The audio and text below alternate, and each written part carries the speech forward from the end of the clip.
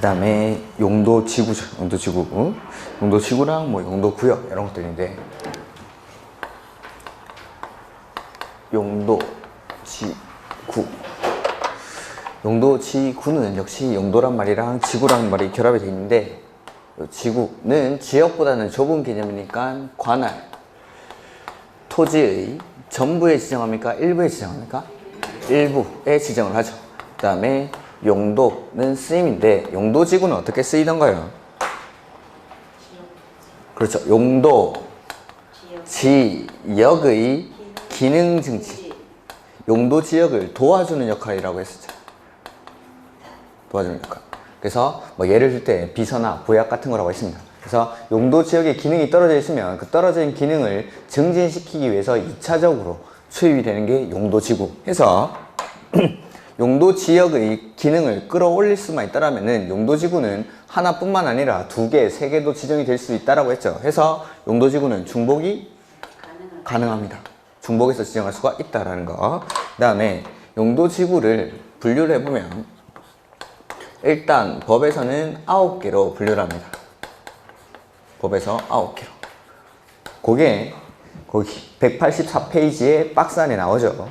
그래서 경관지구, 고도지구, 방화지구, 방제지구, 보호지구, 취락지구, 개발진흥지구, 특정용도제한지구, 복합용도지구 이런 것들. 그 다음에 뭐 좀 몇 가지만 한번 보죠. 고도지구는 쾌적한 환경 조성 및 토지의 효율적 이용을 위해서 건축물 높이의 최고 한도를 규율하죠. 최고 한도. 최저 한도 및 최고 한도 아니고 최고 한도만 규율합니다. 그 다음에 방화지구, 방제지구, 보호지구 이런 것들 됐고, 그 다음에 뭐 취락지구는 녹지, 관리, 농림, 자연환경 보전지역, 개발제한구역 또는 도시자연보건구역의 취락을 정비하기 위해서 필요한 지구. 이렇게. 그 다음에 뭐 특정용도 제한지구는 주거 및 교육환경보호나 청소년 보호 등의 목적으로 특정 시설의 입지를 제한할 때 지정하는 게 특정용도 제한지구.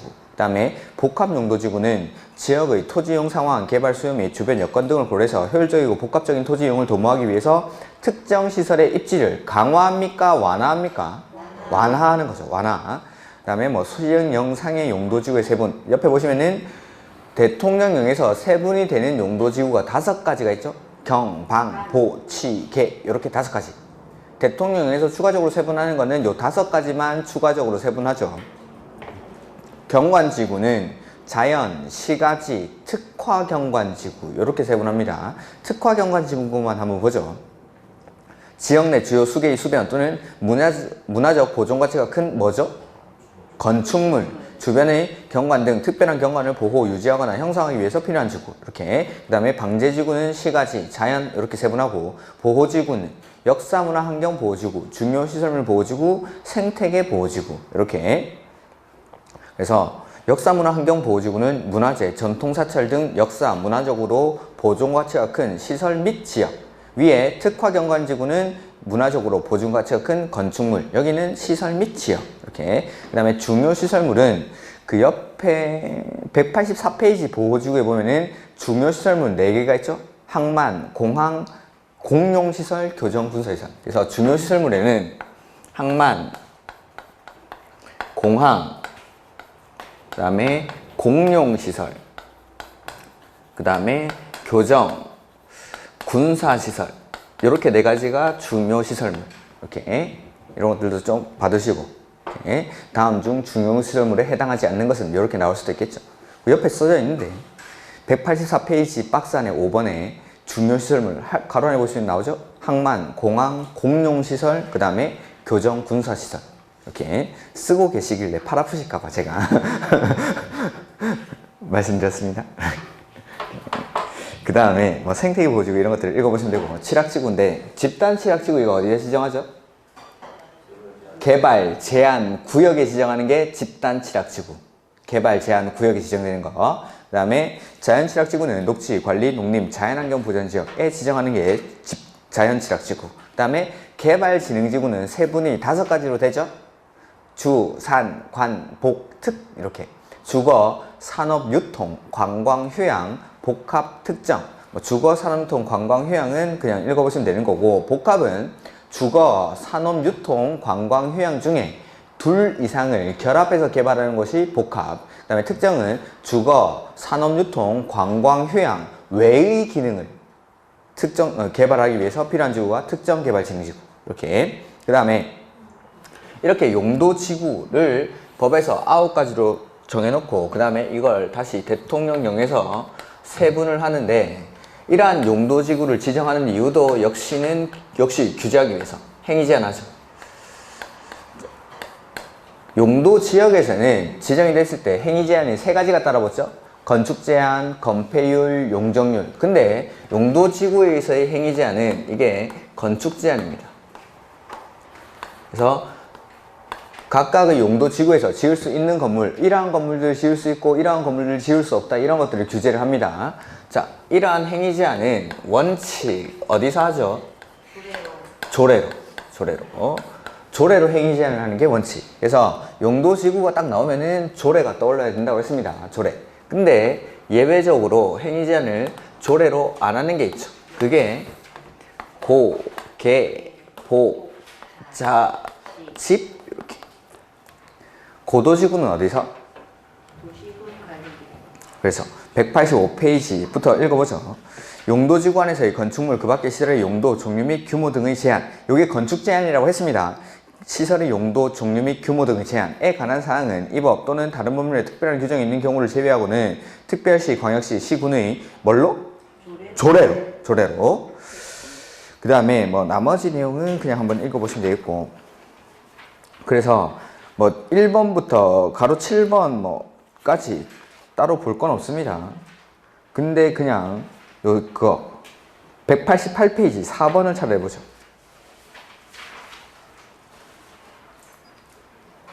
188페이지 거기 4번에 여기 아니라 그 구로 바꿔야겠죠. 용도지구의 행위제한. 제목에 보면 용도지역의 행위제한이 되는데 그거를 구로 바꿔야겠죠. 그래서 용도지구에서의 행위제한 원칙 뭘로 하죠? 네, 대부분 조례로 합니다. 조례로 하는데 조례로 안 하는 게 거기는 4가지만 써죠. 복합 용도지구는 결국에는 조례로 하니까 여기는 빼놨는데 고, 개, 자, 집 요거만 적어놨죠. 고도지구는 어디서? 도시군 관리계획으로 도시군 관리계획으로 정해진 높이를 초과하는 건축물은 건축할 수 없다, 이렇게 규정이 되어 있습니다. 그 다음에 개발진흥지구는 여기는 계획 있으면 계획, 없으면 조례 이렇게 되어 있는데, 자 앞에 한번 볼까요? 186페이지 가로 2번에 고도지구죠. 이 문장을 그냥 그대로 봐두십시오. 이거는 그냥 관리계획으로 한다 이렇게만 보지 마시고, 그래서 고도지구 안에서는 관리계획으로 정하는 높이를 초과하는 건축물을 건축할 수 없다. 그래서 조례로 하는 게 아닌 거죠. 가로 2번. 그 다음에 5번 보죠. 가로 5번. 개발진흥지구 안에서의 건축 제한. 개발진흥지구 안에서는 거기다 밑줄 하시면 되겠죠. 지구단위 계획 또는 관계 법률에 따른 개발계획에 위반하여 건축물을 건축할 수 없으면, 즉 개발진흥지구에서는 행위 제한을 지구단위 계획이나 관계 법률에 따른 개발계획에 따라서 행위 제한을 합니다. 원칙은. 근데 계획이 수립되기 전에는 마지막 줄에 조례로 정하는 건축물을 건축할 수 있다. 그래서 개발진흥지구에서는 지구단위 계획이나 관계 법률에 따른 개발계획에 따라서 행위 제한을 하는데 계획이 수립되기 전에는 조례로 정할 수가 있습니다. 근데 요거 말고 기본서에는 하나 더 있었습니다. 계획이 있으면 계획대로 하는데 개발진흥지구이긴 하지만 지구단위 계획이나 개발계획을 수립하지 않는 개발진흥지구가 있습니다. 그런 데서는 해당 용도 지역에서 허용되는 건축물을 건축할 수 있다라는 문장이 하나 더 있었습니다. 이렇게. 그래서 자, 개발진흥지구는 원칙은 지구단위 계획이나 관계 법률에 따른 개발계획에 위반되는 건축물을 건축할 수 없다가 원칙. 근데 이러한 계획이 수립되기 전에는 조례로 정하는 건축물을 건축할 수 있습니다. 근데 개발진흥지구라도 이러한 계획을 수립하지 않는 개발진흥지구가 있는데 거기서는 해당 용도지구 지역에서 허용되는 건축물을 건축할 수가 있습니다. 이렇게. 그 다음에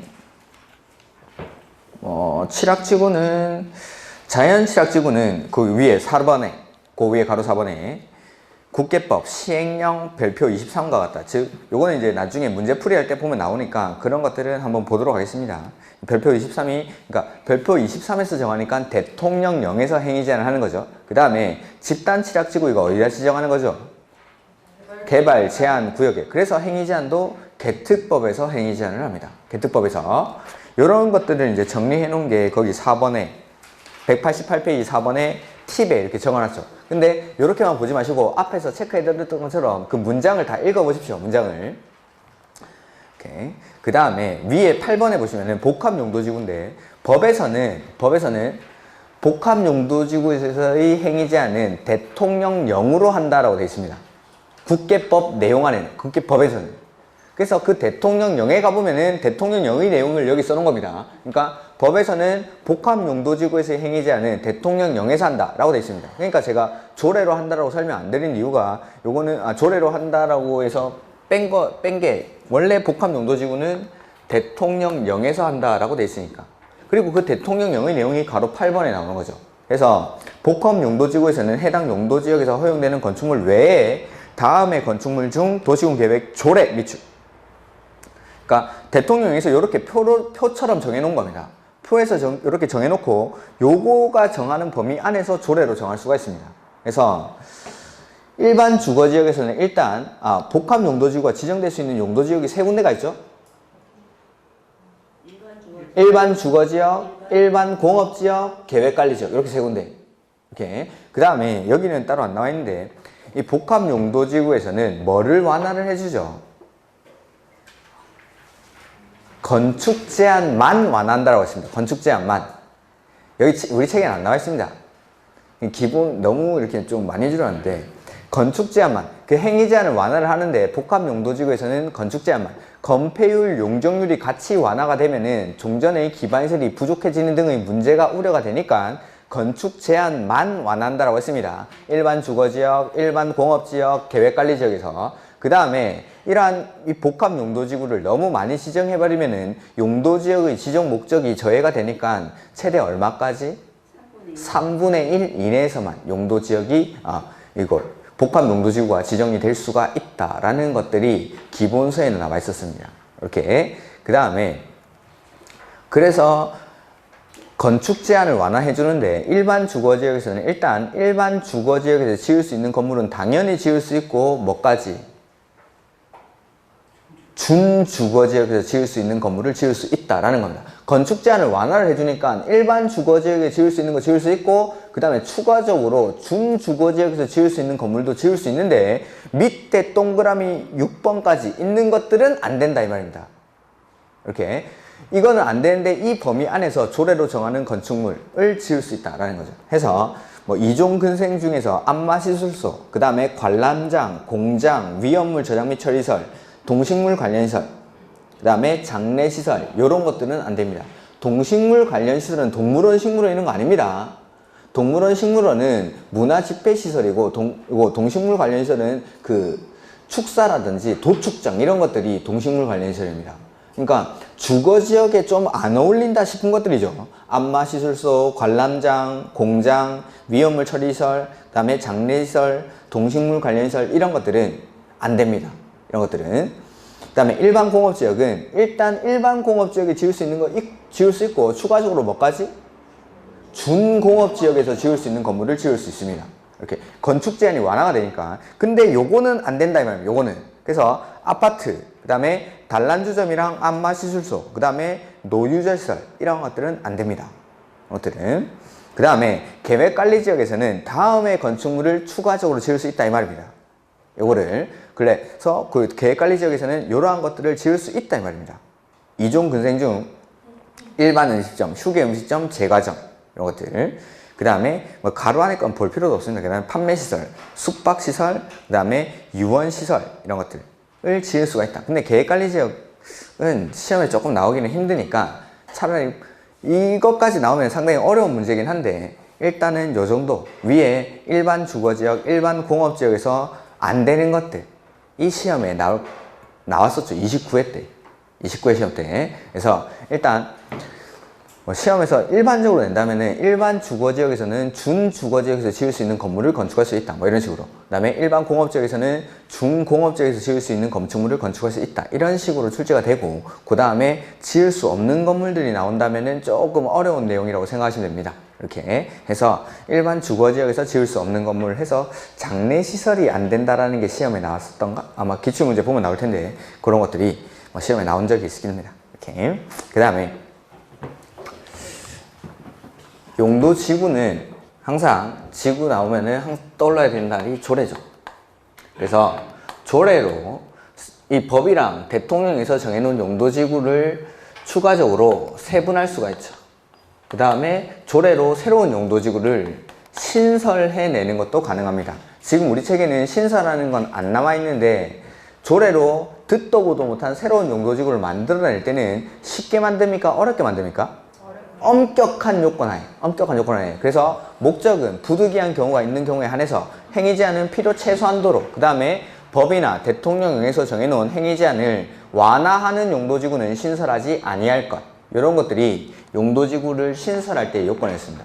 부득이한 경우에 한해서 행위 제한은 필요 최소한도로, 그 다음에 법이나 대통령령에서 정해놓은 행위 제한을 완화하는 용도지구는 신설하지 아니할 것. 그 다음에 조례로 세분 가능한 용도지구가 세 가지가 있죠. 경, 중, 특? 경관지구, 중요시설 보호지구, 특정용도 제한지구 해서 거기 책에 보면은 시도지사 또는 대도시시장은 지역 여건상 필요한 때에는 해당 시도 또는 대도시 도시계획 조례로 정하는 바에 따라 경관지구를 추가적으로 세분하거나 중요시설 보호지구, 특정용도 제한지구를 세분하여 지정할 수 있다. 경, 중, 특 이렇게. 그 다음에 방제지구의 의무적 지정이라는 게 있었습니다. 방제지구를 반드시 지정을 해야 되는 지역이 있는데 최근 10년 이내 동일한 재해가 2회 이상 발생해서 인명피해를 입은 지역으로서 향후 동일한 재해가 발생 시 상당한 인명피해가 우려되는 지역은 방제지구로 반드시 지정을 해야 됩니다. 그리고 방제지구로 지정할 때는 그 관리계획의 내용 안에 뭘 반드시 포함해야 되죠? 재해 저감 대책을 포함하여야 한다라는 내용이 방제지구의 지정에 있었습니다. 이런 것들 방제지구. 그래서 복습을 하실 때는 웬만하면 기본서를 좀 보십시오. 기본서를. 방제지구의 의무적 지정. 이렇게 최근 10년 이내에 동일한 재해가 2회 이상 발생해서 인명피해를 입은 지역으로서 향후 동일한 재해가 발생 시 상당한 피해가 우려되는 지역은 방제지구로 반드시 지정을 해야 되고, 그리고 방제지구를 지정할 때는 그 관리계획의 내용 안에 재해, 저감, 대책을 포함하여야 한다라는 내용이 있습니다. 이렇게. 그 다음에 요까지가 용도지구, 그 다음에 용도구역이죠. 용도구역.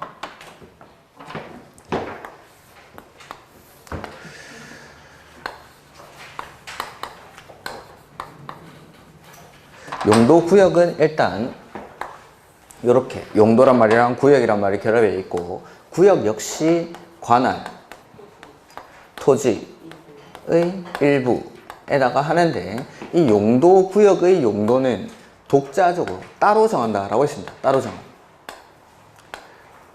따로. 그러니까 각각의 용도구역들마다 지정하는 목적이 다 다른 거죠. 해서 용도구역은 종류가 첫 번째, 개발, 제한구역. 두 번째, 시가화, 조정구역. 그 다음에 세 번째는 도시자연공원구역. 그 다음에 네 번째는 수산자원보호구역. 입지규제 최소구역도 있는데 그거는 좀 이따가 따로 설명을 드리죠. 일단 네 가지. 자, 개발 제한 구역은 첫 번째, 도시의 무질서한 뭘 방지하죠?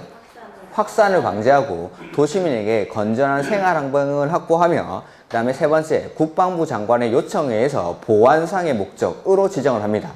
이렇게 세 가지 목적. 그 다음에 시가화 조정구역은 도시의 무질서한 뭘 방지하죠? 시가화를 방지하기 위해서 일정 기간 동안 시가화를 유보시켜 두죠. 얼마 동안? 5년에서 20년 이내의 기간 동안 시가화를 유보시켜 둡니다.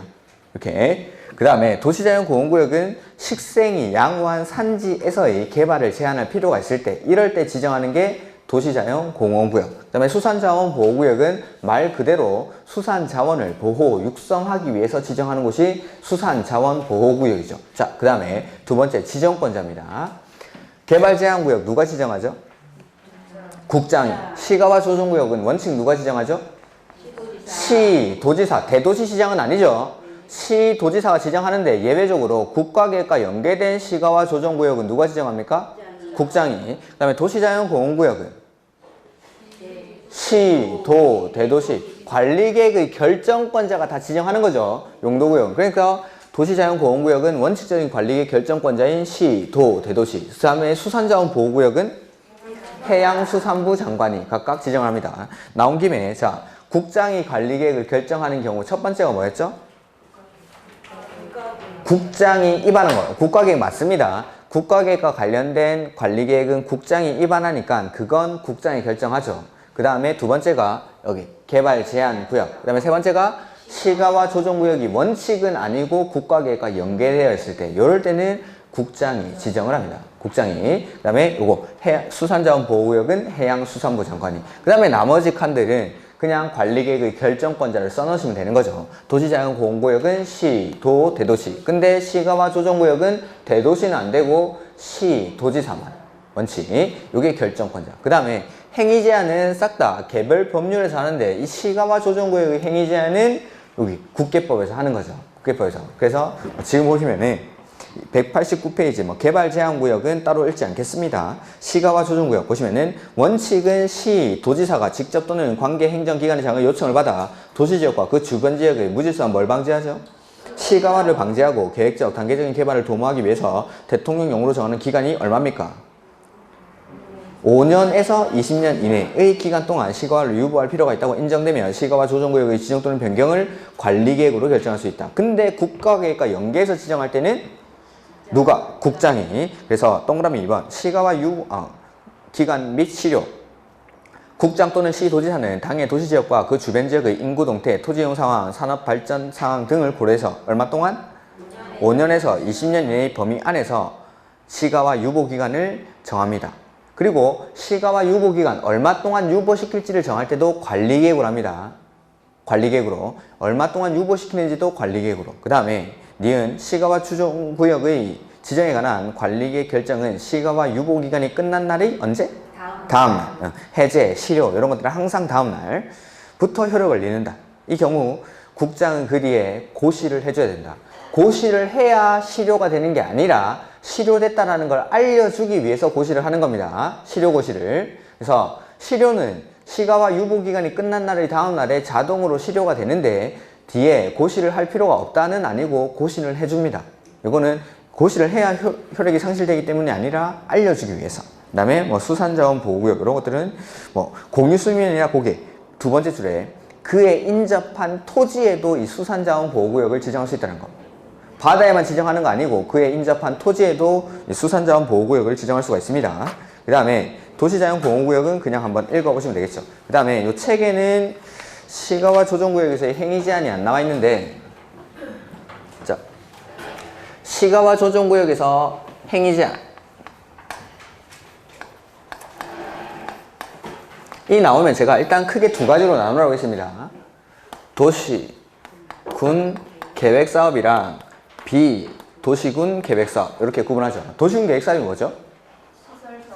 시설사업, 개발사업, 정비사업 이렇게. 자, 도시군 계획사업이든 비도시군 계획사업이든 원칙은 안 된다라고 했습니다. 원칙은. 시가와 조정구역 안에서는 도시군 계획사업이든 비도시군 계획사업이든 원칙 안 됩니다. 둘 다. 안 되는데, 자, 도시군 계획사업의 경우에는 첫 번째, 국방상, 공익상, 시가와 조정구역 안에서 노트 안 들고 계십니까?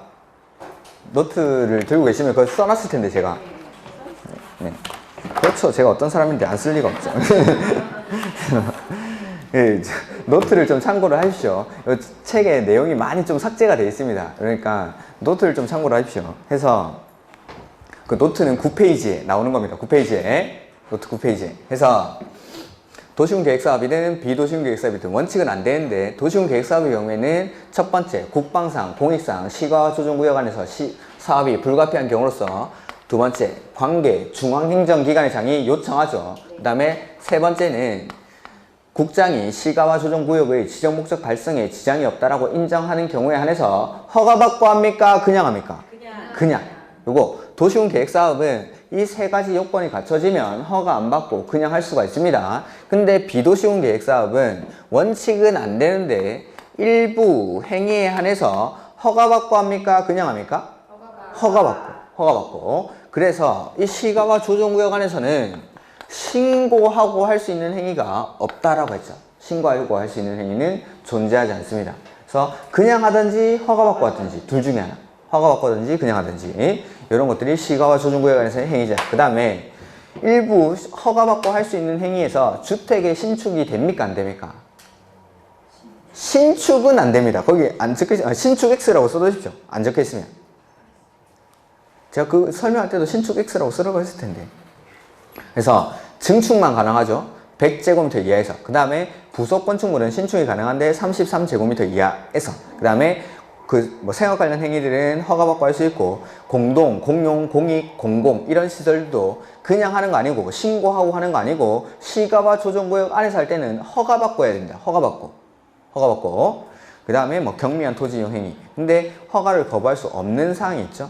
요거 개발행위 허용사항. 개발행위 허가에서 허가 안 받고 할 수 있는 행위. 그 다음에 신고 대상 건축물은 시가와 조정구역 안에서 지을 때는 허가받고 해야 되는데 허가를 신청했을 때 허가를 거부할 수가 없습니다. 이런 것들. 그래서 시가와 조정구역 안에서 용도구역에서 문제가 어렵게 나오면 반드시 이게 나옵니다. 반드시 시가와 조정구역 안에서의 행위 제한이 문제의 출제가 되니까 올해는 이것도 꼭 봐두시기 바랍니다. 이렇게. 그 다음에 입지 규제 최소구역 있죠. 입지 규제 최소구역. 그래서 이 입지 규제 최소구역은 만들어질 때 용도구역의 일종으로 만들어집니다. 용도구역 일종. 그래서 이것도 용도구역인데 입지 규제 최소 구역. 입지 규제 최소 구역. 이렇게 나왔죠. 그래서 구역은 용도 구역의 일종이고, 그 다음에 규제를 최소화한다라는 말이죠. 그 다음에 이 입지가 어디라고 했습니까? 구도심. 그래서 새롭게 개발이 시작되는 곳이 아니라 예전부터 도심지 역할을 하던 곳입니다. 예전부터. 그래서 이 예전부터 도심지 역할을 하던 곳을 지금의 건축 규제를 그대로 갖다 대면 개발을 할 수가 없으니까 이거 규제를 완화해주면서 다시 살려보자라는 게 이 입지 규제 최소구역이죠. 입지 규제 최소구역. 그래서 입지 규제 최소구역은 먼저 어디를 개발할지를 지정을 해주죠. 그 다음에 이 입지 규제 최소구역에서는 행위 제한을 용도 지역에서의 행위 제한으로 하는 게 아니라 입지 규제 최소구역 계획을 수립해서 합니다. 그래서 먼저 입지 규제 최소구역을 지정을 하고 그 다음에 입지 규제 최소구역 계획을 수립을 합니다. 이렇게. 자, 입지 규제 최소구역 지정 어떻게 하죠? 관리계획. 입지 규제 최소구역 지정할 때 관리계획으로 입지 규제 최소구역 계획 수립할 때도 관리계획. 그래서 지정할 때 입안, 결정, 고시라는 관리계획 절차를 거치는 거고, 수립할 때도 마찬가지 입안, 결정, 고시라는 관리계획 절차를 거치게 됩니다. 이렇게. 그래서 지정도 관리계획으로 계획 수립하는 것도 관리계획으로. 자, 입지 규제 최소구역 지정이나 계획에 관한 관리계획 결정은 누가 하죠?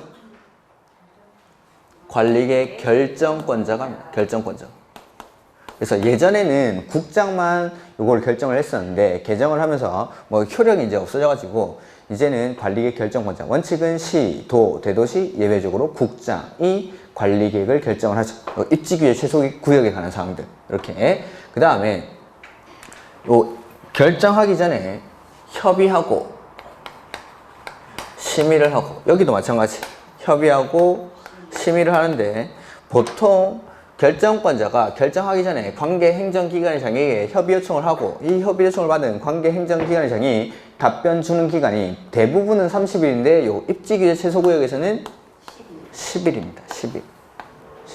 이게 첫 번째 특징. 그 다음에 여기 심의할 때 학교환경위생정화위원회나 문화재위원회와 공동 심의하는 경우도 있었죠. 그런 것들은 나중에 한번 책으로 보고, 그 다음에 지정. 요약서를 한번 보죠. 요약서를. 190페이지. 도시군 관리계획 결정권자는 도시지역에서 복합적인 토지 이용을 증진시켜 도시정비를 촉진하고 지역 거점을 육성할 필요가 있다고 인정되면 다음의 어느 하나에 해당하는 지역과 그 주변 지역의 전부 또는 일부를 입지 규제 최소구역으로 지정할 수 있다 해서 요게 한마디로 말하면 구도심들이죠. 구도심들. 그래서 개발이 이제 막 시작되는 곳이 아니라 원래부터 개발이 돼 있던 곳인데 낙후된 지역이니까 규제를 완화해가지고 다시 한번 살려보자 라는 것입니다. 이렇게. 그래서 이런 것들은 그냥 한번 읽어만 보십시오. 그 다음에 입지규제 최소구역에는 입지규제 최소구역의 지정 목적을 이루기 위해서 다음에 관한 사항이 포함된다. 그래서 입지규제 최소구역 계획의 내용이죠. 입지규제 최소구역 계획에는 이러한 내용들이 포함되어야 된다는 거. 그래서 첫 번째, 건축 제한이죠. 건축물의 용도 제한, 용도, 종류 및 규모 등에 관한 사항. 여기 건축 제한. 두 번째, 건폐율, 용적률, 높이에 관한 사항. 그 다음에 간선도로 등 주요 기반시설의 확보에 관한 사항. 그 다음에 용도지역, 용도지구 또는 도시계획 시설 및 지구 단위 계획 결정에 관한 사항. 이런 것들. 그 다음에 나머지는 됐습니다. 나머지는. 그래서 건축 제한, 건폐율, 용적률, 높이, 그 다음에 주요 기반시설의 확보에 관한 사항. 그 다음에 용도지역, 용도지구. 그러니까 여기를 개발하려면은 원래는 뭐 2종 일반 주거지역, 1종 일반 주거지역이었으면 용도지역을 좀 바꿔주는 겁니다. 준주거지역 이런 식으로. 그러니까 용도지역이나 지구 같은 것들의 변경에 관한 사항이라든지 개발하기 위해서 여기를 지구 단위 계획 구역으로 지정해가지고 건폐율, 용적률 같은 것들을 완화해줘가지고 개발하자라고 할 때는 지구 단위 계획 구역을 지정할 수도 있겠죠. 그래서 지구 단위 계획 구역을 지정할지 말지에 관한 사항들 역시 입지 규제 최소구역 계획 내용 안에 들어갈 수가 있다라는 겁니다. 개발하기 위해서 필요한 것들이 이 계획 안에 들어갈 수 있다라는 거죠. 용도지역을 바꿀 수도 있고 용도지구를 지정할 수도 있고 지구 단위 계획 구역을 지정해서 개발할 수도 있고 이런 것들. 다음 페이지. 그 가로 3번 보지 마십시오, 이거. 그 다음에 입지 규제 최소구역 계획 수립 시 용도, 건폐율, 용적 등의 건축 제한 완화는 기반시설의 확보 현황 등을 고려해서 적용할 수 있도록 계획하고 시도지사, 시장, 군수, 구청장은 입지 규제 최소구역 계획 구역에서 개발사업 또는 개발 행위에 대해서는 입지 규제 최소구역 계획에 따른 기반시설 확보를 위해서 필요한 부지 또는 설치 비용의 전부 또는 일부를 개발 행위 하는 사람한테 부담시킬 수 있다라고 했죠. 다만 땅 가격이 1억 올랐는데 2억 내라고 하면 반발이 심하니까 토지 가치 상승분의 범위 안에서만 요거 기반시설 설치 비용이나 용지 비용을 부과시킬 수가 있습니다. 이렇게. 그 다음에 도시군 관리계획 결정권자가 도시군 관리계획을 결정하기 위해서 관계 행정기관의 장과 협의하는 경우 협의 요청을 받은 기관의 장은 며칠 안에? 10일. 10일 안에 의견을 회신해야 한다. 그 다음에 다른 법률에서 관리계획 결정을 의지하고 있는 경우에도 이 법에 따르지 아니하고 입지규제 최소구역의 지정과 입지규제 최소구역 계획을 결정할 수 없다. 즉 입지규제 최소구역을 지정하거나 내지는 입지규제 최소구역 계획에 관한 내용을 결정할 때는 반드시 관리계획으로 해야 됩니다. 우리 그 관리계획 결정을 의지되는 경우가 있었죠.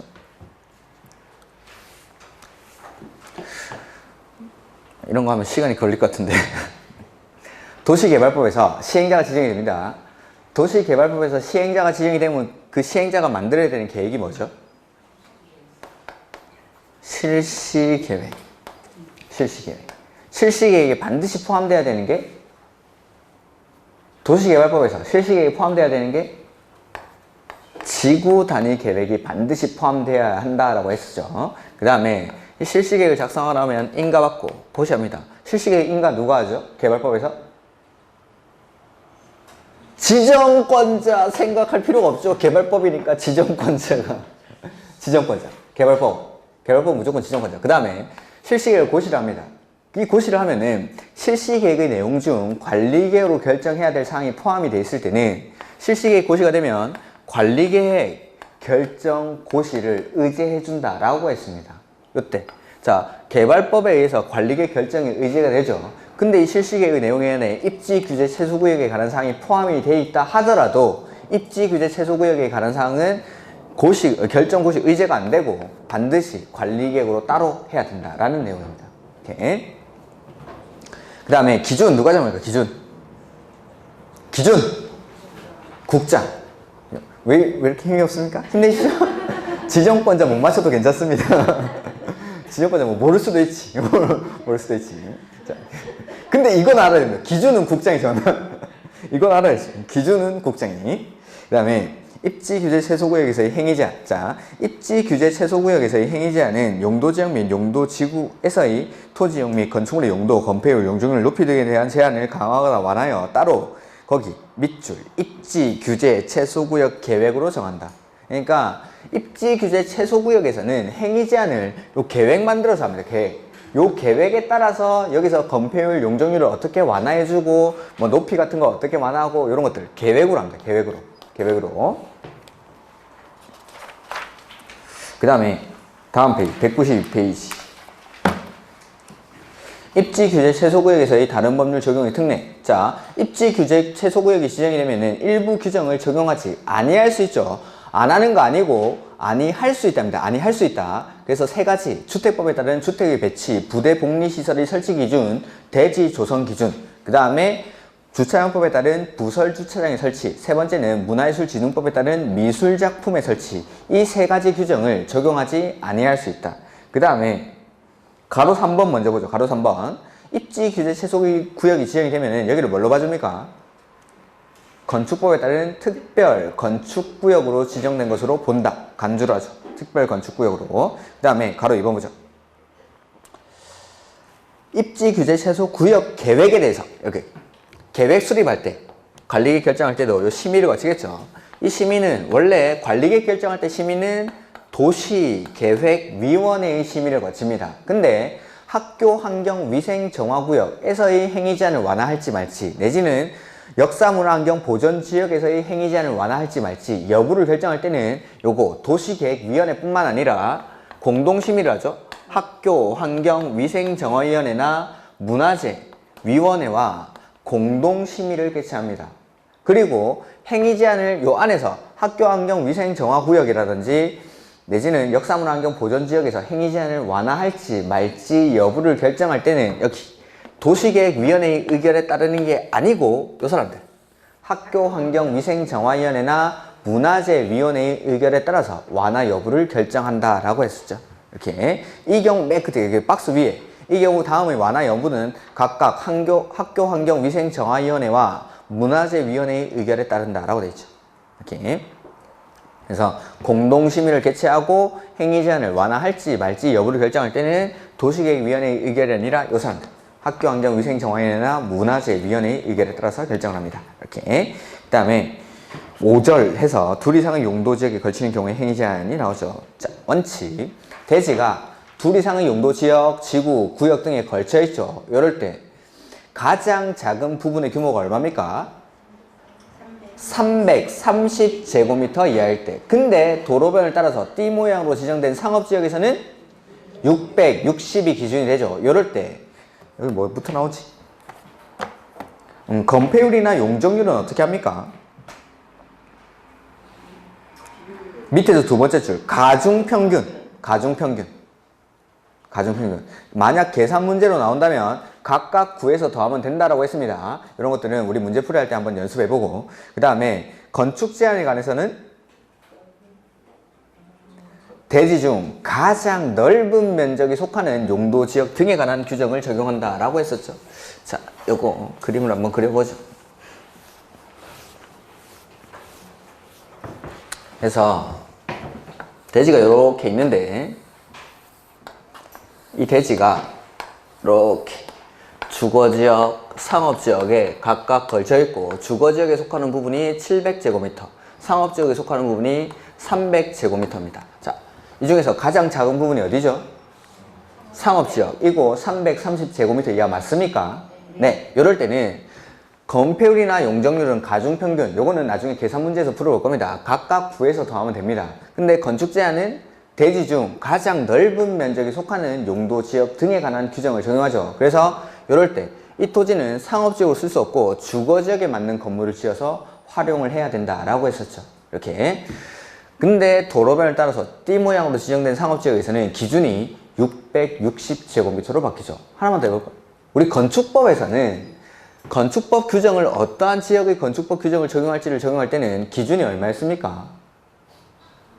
건축법에서는 과반이 속하는 지역이 있습니다. 과반. 건축법에서는 기준이 과반이고 여기서는 330제곱미터. 그 다음에 가로 2번에 특례 나오죠.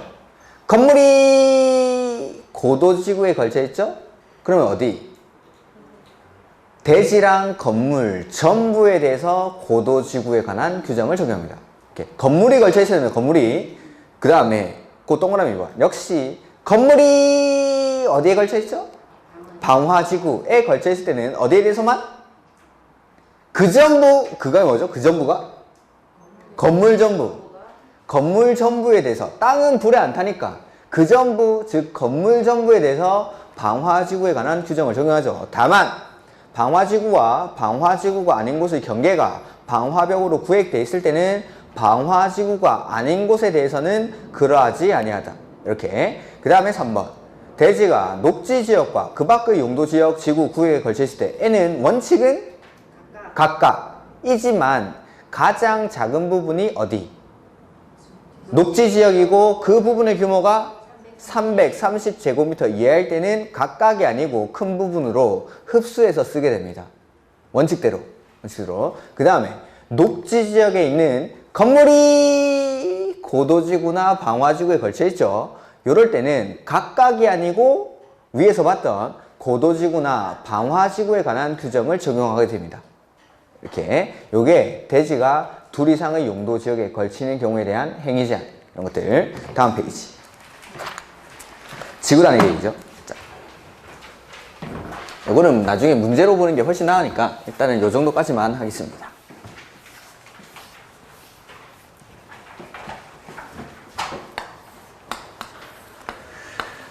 지구 단위 계획.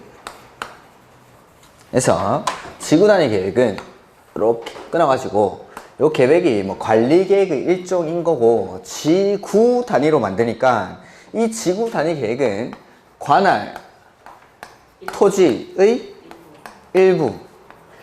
제가 앞에 쓴 이 관할 토지를 다른 말로 하면은 저기 목차에 도시군 계획 수립 대상 지역, 이렇게 제가 쓴 저기 관할이 도시군 계획 수립 대상 지역이죠. 그래서 지구 단위 계획은 도시군 계획 수립 대상 지역의 전부에다가 수립을 합니까? 일부에다 수립합니까? 일부. 도시군 계획 수립 대상 지역의 일부. 왜냐면 여기 지구 단위로 만드는 거니까. 지역 아니고 지구 단위로 만드니까 관할 토지의 일부에다가 지구 단위 계획을 수립하죠. 목적은 토지 이용을 합리화하기 위해서. 입지 규제 최소 구역이랑 마찬가지로 이것도 먼저 어디를 합리화할지를 지정을 해주고, 이 지정된 지구 단위 계획 구역 안에서 행위 제한은 지구 단위 계획을 수립해서 합니다. 계획으로. 지구 단위 계획으로. 그러니까 해당 지구 단위 계획 구역에서는 해당 용도 지역에서 건축할 수 있는 건축물을 건축할 수 있다가 아니고 지구 단위 계획에 따라서 건물을 건축해야 되죠. 지구 단위 계획 구역에서는. 그 다음에 지정을 할 때 원칙은 지정을 해야 됩니까? 할 수 있습니까? 할 수 있다. 개발이 시작되는 곳의 전부 또는 일부를 지구 단위 계획 구역으로 지정할 수 있다가 원칙이죠. 근데 꼭 해야 되는 데가 5군데 있죠?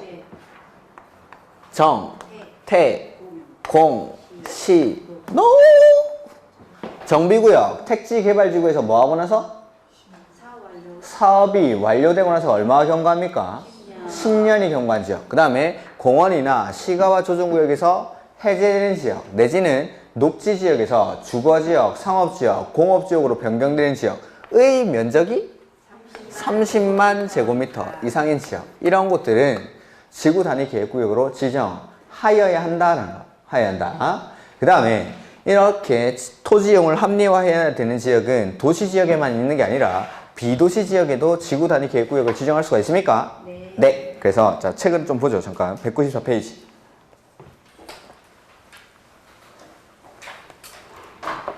지구 단위 계획이란 거기 도시군 계획 수립 대상 지역 전부입니까? 일부입니까? 일부. 요 뒤에는 전부 나오면 절대 안 됩니다. 일부만. 지구 단위로 만드는 계획이니까 관할 토지의 일부, 즉 도시군 계획 수립 대상 지역의 일부에 대해서 목적은 토지 이용을 합리화하기 위해 수립하는 관리 계획이죠. 그 다음에 지구 단위 계획구역의 지정 대상 지역 해서 국장, 시도지사, 시장, 구수는 다음의 어느 하나에 해당하는 지역의 전부 또는 일부, 거기는 전부 또는 일부죠. 그러니까 도시군 계획 수립 대상 지역 그 뒤에는 반드시 일부만 나와야 되는데 특정한 지역, 지구, 구역이 나옵니다. 도시개발구역, 정비구역, 택지개발지구, 대지조성사업지구, 산업단지와 준산업단지, 관광단지와 관광특구 이런 말들이 나오면은 그 뒤에는 전부가 나와도 되고 일부가 나와도 되고 개발이 시작되는 곳 이렇게. 다음에 어느 하나에 해당하는 지역의 전부 또는 일부에 대해서 지구 단위 계획 구역을 원칙은 지정을 해야 됩니까? 할 수 있습니까? 할 수 있다. 근데 여기 최근 시장 군수가 입안한 지구 단위 계획이라면 결정 권한도 시장 군수가 직접 결정하면 유효. 최근도 아니고 몇 년 됐습니다. 이거는 우리가 앞에서 했던 거죠. 관리 계획에서 지구 단위 계획 구역이나 지구 단위 계획에 관한 사항에 대해서 시장 군수가 입안한 건 결정을 누가 하죠?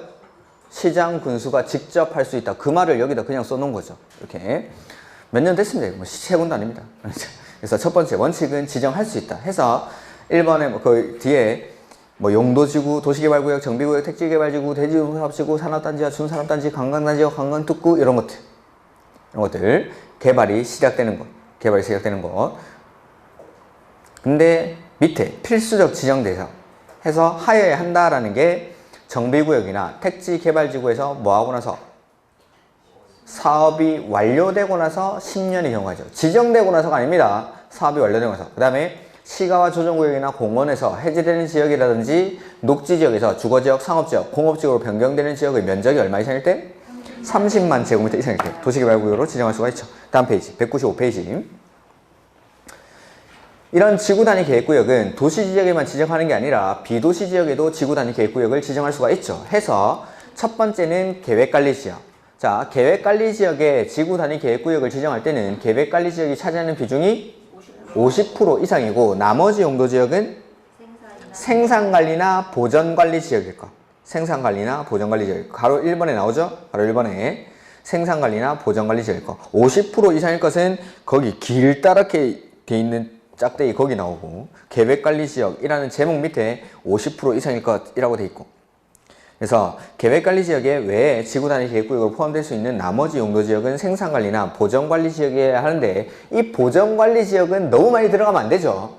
보전이 목적이니까. 해서 전체 지구단위 계획구역 면적이 10만 제곱미터 이하일 때는 얼마까지? 20%까지. 10만 제곱미터를 초과할 때는 10%까지 보전관리지역이 포함될 수가 있습니다. 그 다음에 도시지역 외에 계획관리지역에 지구단위 계획구역을 지정할 때 아무 조건이 안 붙으면은 원칙 면적은 얼마 이상? 3만 제곱미터 이상. 다만 아파트나 연립주택 건설 계획이 포함이 되죠. 그럴 때는 30만. 근데 아파트나 연립주택 건설 계획이 포함된 경우로서 초등학교 용지가 확보되어 있거나 내지는 수도권의 자연보전 권역인 경우에는 10만 제곱미터 이상일 때 지구단위 계획구역을 지정할 수가 있죠. 해서 그게 가로 2번에 나오죠. 그래서 가로 2번에 맨 밑에 동그라미 3번 가로 2번에 동그라미 3번에 보면은 원칙은 3만. 그러니까 아무 조건이 안 붙었을 때는 3만인데 다시 동그라미 1번으로 오면은 아파트나 연립주택 건설 계획이 포함된 경우에는 30만 제곱미터 이상일 것.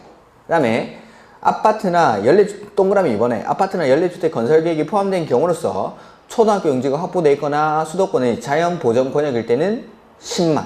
그 다음에 동그라미 1번 박스 안에 보시면은 원래 비도시 지역에 아파트나 연립주택 건설 계획이 포함되면은 30만 이상이어야 되는데 각각의 면적이 10만 이상입니다. 11만, 12만, 14만 이렇게 각각의 면적이 10만 이상이고 이걸 합쳤을 때 30만 제곱미터 이상일 것. 그 다음에 이 지역들이 국장이 정하는 거리 안에 위치했을 때에는 이 지역을 하나로 묶어서 지구단위 계획구역으로 지정할 수 있다는 게 그 동그라미 1번 박스 안에 있는 내용입니다. 그래서 아파트 또는 연립주택 건설계획이 포함된 지역으로 이 말을 다 잘라놔 포함된 지역으로서 각각의 면적이 10만 제곱미터 이상이고 그 다음에 이걸 더했을 때 총 면적이 30만 제곱미터 이상일 것. 그 다음에 위 지역의 각각의 토지는 국장이 정하는 범위 안에 너무 멀리 떨어져 있으면 안 되니까 이렇게 각각의 지역들이 일정한 거리 안에 위치할 때는 이 지역을 묶어서 하나의 지구 단위 계획 구역으로 지정할 수도 있다라는 내용이죠. 그 다음에 3번 기반시설이 가로 3번에 기반시설이 공급이 가능해야 되고 문화재 훼손 우려가 없을 것. 이러한 요건들이 갖춰졌을 때 지구 단위 계획 구역을 지정할 수가 있다라는 거죠. 그 다음에 힘내십시오. 표정들이 엉망이네. 그 다음에 개발진흥지구는 보면은 위에 계획관리지역 지정 요건의 2부터 4까지, 가로 2부터 가로 4까지. 그래서 3만, 30만, 10만 이런 요건들, 그 다음에 기반시설 공급이 가능할 것, 문화재 훼손 우려가 없을 것, 이 요건을 그대로 충족해야 된다 이 말이죠. 그 다음에 개발진흥지구는 세분하면은 5가지로 세분되죠. 어떻게?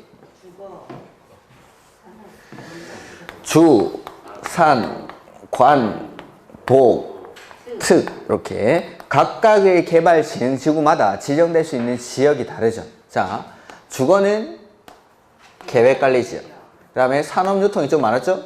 계획관리, 생산관리, 농림, 그 다음에 관광휴양은 도시외지역, 그 다음에 복합은 주거, 산업유통, 관광휴양 중에 둘 이상을 결합해서 개발하는 것이 복합이니까 이 복합개발진흥지구 안에는 주거기능이 들어가 있을 수도 있고 빠져 있을 수도 있죠. 주거기능이 포함되어 있을 때는 주거 따라가고 주거기능이 빠져 있을 때는 산업유통을 따라간다 라고 했습니다. 그 다음에 특정개발진흥지구는 계획관리지역에다가 지정할 수 있죠. 그래서 요거 할 때 일단 계획관리지역은 무조건 다 됩니다.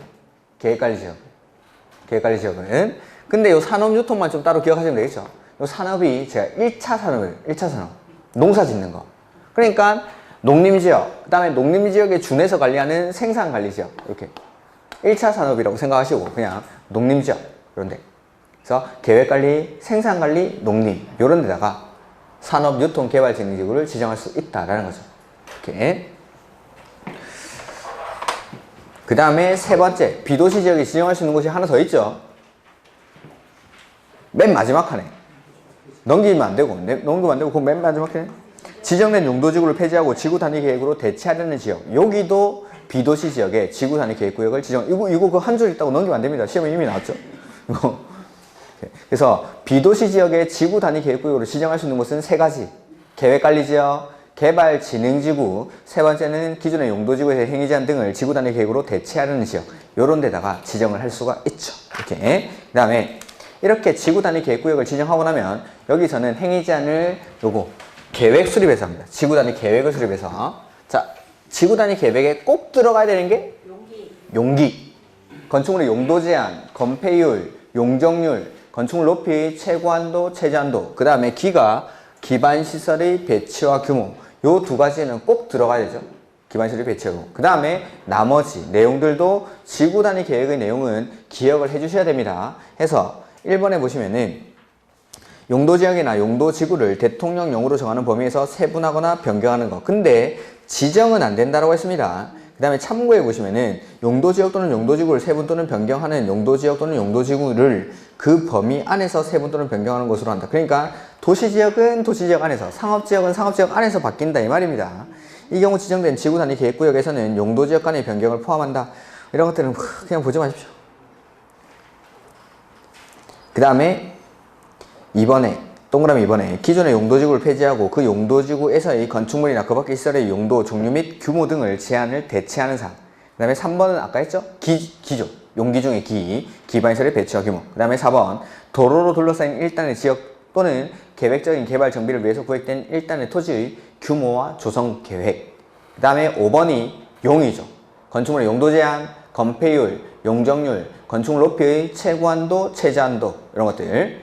그 다음에 6번에 건축물의 배치, 형태, 색채, 건축선, 배, 형, 색, 건 이렇게 있습니다. 배, 형, 색, 건. 그 다음에 환경관리계획이나 경관계획, 그 다음에 교통처리계획 이런 것들. 그 다음에 도시적 외의 지구단위 계획구역의 지정 요건 이런 것들은 그냥 나중에 문제에서 보겠습니다. 이거는 안 읽어서도 상관없습니다. 그 다음에 지구단위 계획구역 안에서의 행위제한 완화. 자, 지구단위 계획구역이 지정이 되면은 행위제한을 강화도 하고 완화도 하죠. 근데 우리는 완화되는 거 9가지를 배웠죠. 완화되는 거 9가지. 여기는 어디? 다 안 써놨으니까 제가 쓰죠.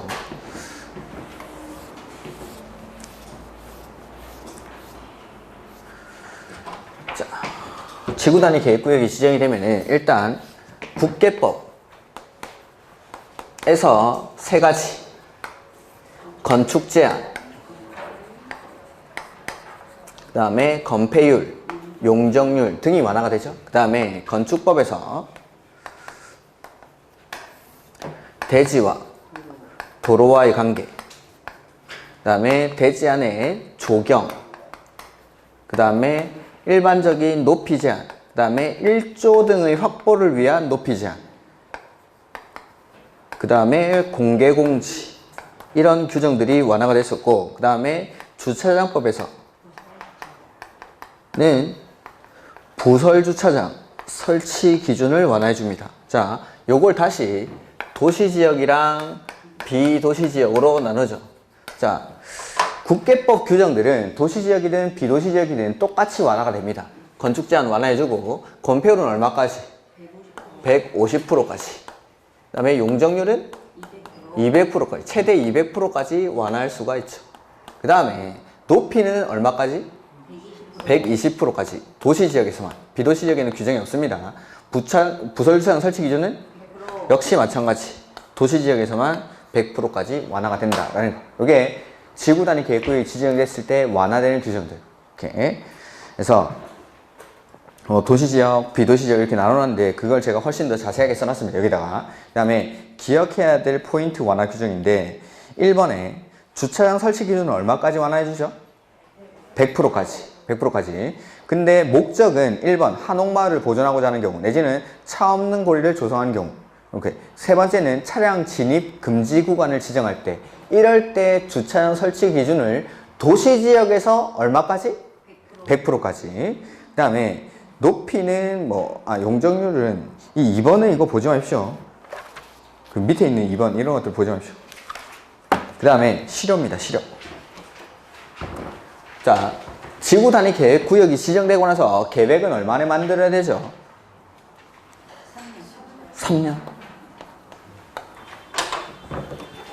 지구 단위, 지구 단위, 지구 단위, 지구 단위, 지구 단위 이렇게 3년 안에 지구 단위 계획 구역이 지정되고 나서 지구 단위 계획은 3년 내에 수립을 하지 않으면 3년이 되는 날이 다음 날에 지구 단위 계획 구역 지정에 관한 관리계획 결정의 효력이 상실된다라는 게 동그라미 1번이겠죠. 동그라미 1번. 그래서 1번에 지구 단위 계획 구역 지정에 관한 관리계획 결정 고시로부터 3년 이내 그 지구 단위 계획 구역에 관한 지구 단위 계획이 결정 고시되지 아니하면 역시 3년이 되는 날의 다음 날에 지구 단위 계획 구역 지정에 관한 관리계획 결정의 효력은 잃는다라는 거죠. 그 다음에 예외는 아니고 이건 뭐 예외라고 하긴 그렇고. 자, 계획 만들었습니다. 계획 만들고 나서 사업의 착수는 얼마 안에 하죠? 5년. 단, 요 계획은 주민이 입안 제한한 것에 한해서만. 그래서 주민이 입안 제한한 것에 한해서 계획 만들어지고 나서 그 관계 사업에 대한 사업의 착수는 5년 안에. 5년 안에 사업에 착수하지 않으면은, 자, 요거. 계획에 관한 관리의 결정의 효력을 상실시키는 거죠. 1번은 3년 안에 안 만들면은 요거. 지정된 거에 관한 관리의 결정의 효력이 없어지는 거고, 5년 안에 사업에 착수하지 않으면 요거. 계획에 관한 관리의 결정의 효력이 상실됩니다. 이렇게. 그 다음 실효되고 나면 역시 또 고시에서 알려줘야 된다는 거. 그 다음에 하나만 더. 지구 단위 계획 구역에서 아까 말씀드렸는데 건축물을 건축하는 경우에는 해당 용도 지역의 행위 제한에 맞춰서 하는 게 아니라 지구 단위 계획에 맞게 건축을 해야 된다. 지구 단위 계획 구역에서 건축할 때는 지구 단위 계획에 맞게. 이렇게. 자, 오늘 여기까지 하고 문제를 좀 풀어보죠. 좀 쉬었다가.